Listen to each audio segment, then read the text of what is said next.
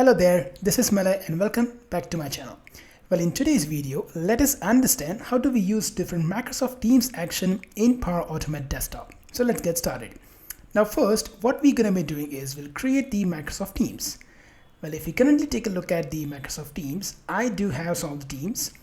We will create a new Microsoft Teams called Power Platform. So let's go ahead and use that action. So the action that helps us to create a Microsoft Teams is obviously create team. So let's drag and drop create team. It will ask to sign into Microsoft Teams. Just make sure that the account which is used to create the connection has the necessary permissions to create the Microsoft Teams and all the other actions that we will see in this video and the forthcoming videos. Click on sign in. Well, I have permission to create the teams and perform all the other actions. I'll key in my password. Click on sign in. It will create the connection reference to the Microsoft Teams using my credentials. Now, the new team name that we want to create, if you have variable, you can go ahead and use the variable. I'm going to go ahead and simply type in Power Platform. This Teams will house all artifacts related to Microsoft Power Platform. If you go ahead to advance, you can go for a visibility which is private or public. You define private and the variable that will be produced is create a team response. Let's go ahead and click on save. So very first is let's go and run this action and see the team gets created or not. We'll click on run and let's wait for the action to execute. Keep an eye on the right side. It's now creating a team. There we have it. Now the team got created. Okay, very well. Now in this case, let's go ahead and disable this action. Now that we have created a team, let's go ahead and first retrieve all the teams, and I'll tell you the reason why we need to do that.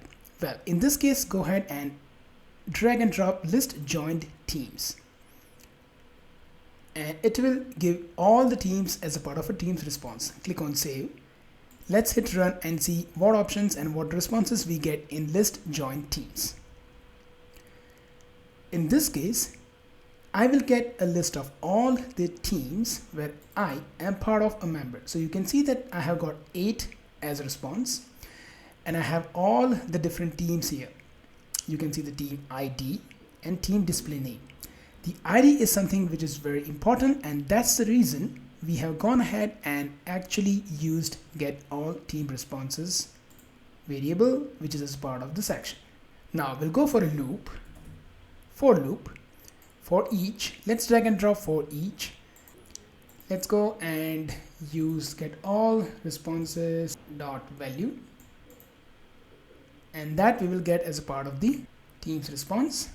Use set variable, which is outside of a loop.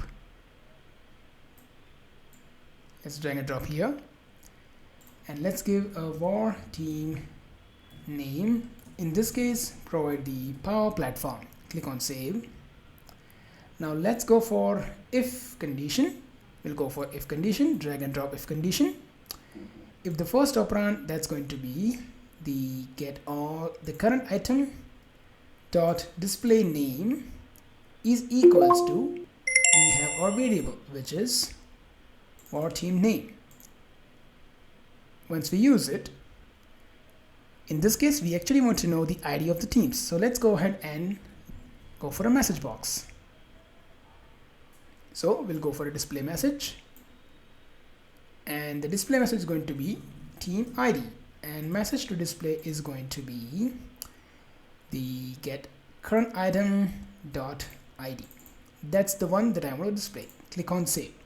So what we're going to have is, now if we click on run, it's going to give me all the teams that I'm part of. It will loop through all the team. It will check when the team display name is actually Power Platform, then it's going to go ahead and get us the team ID.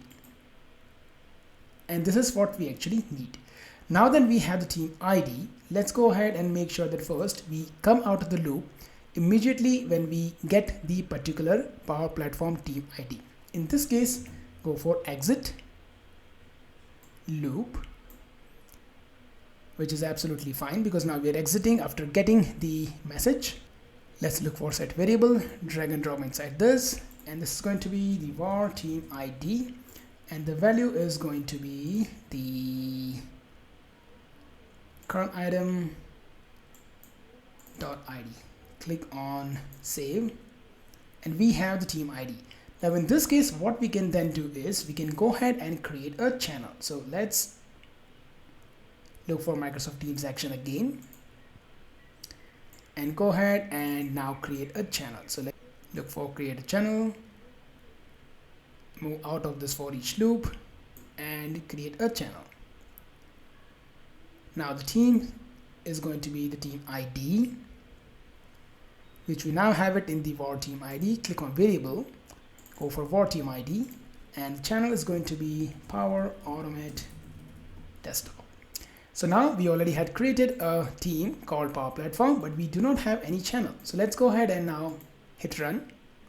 Let's wait for the channel to be created.